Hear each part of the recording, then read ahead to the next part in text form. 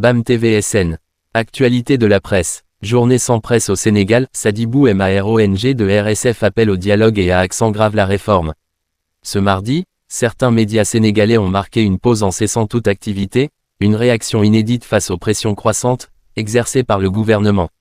Cette situation a attiré l'attention de l'organisation Reporters sans frontières, RSF, dont le directeur pour l'Afrique subsaharienne, Sadibou Marong, a exprimé ses préoccupations et plaidé pour un dialogue urgent entre les médias et les autorités publiques.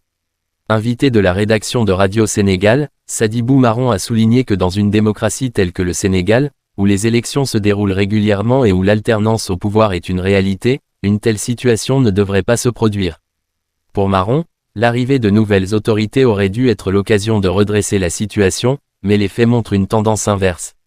L'indépendance des médias au Sénégal est mise à rude épreuve, notamment lors des périodes électorales. Sadibou Marong souligne l'ingérence éditoriale croissante, parfois motivée par des considérations politiques, ainsi que la création de journaux à but purement propagandiste. Il appelle à un renforcement de l'indépendance éditoriale, essentiel pour garantir une information libre et impartiale. Pour améliorer la situation, Marong recommande un dialogue entre les acteurs des médias et les autorités, avec des propositions concrètes pour surmonter les défis actuels. Le directeur du bureau de Reporters sans frontières pour l'Afrique subsaharienne insiste sur l'importance d'un modèle économique durable pour la presse, en particulier à travers l'innovation digitale. Il souligne également que la publicité, bien que cruciale pour la survie économique des médias, ne doit en aucun cas influencer leur ligne éditoriale ni les rapprocher du pouvoir politique.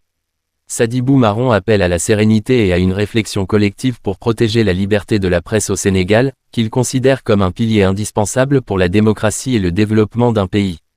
Pour M. Marong, RSF a toujours considéré le Sénégal comme un modèle de liberté de la presse en Afrique de l'Ouest, mais il note une détérioration inquiétante ces dernières années.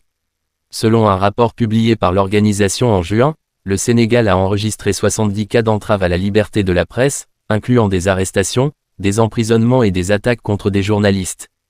Info en continu sur BAM TVSN.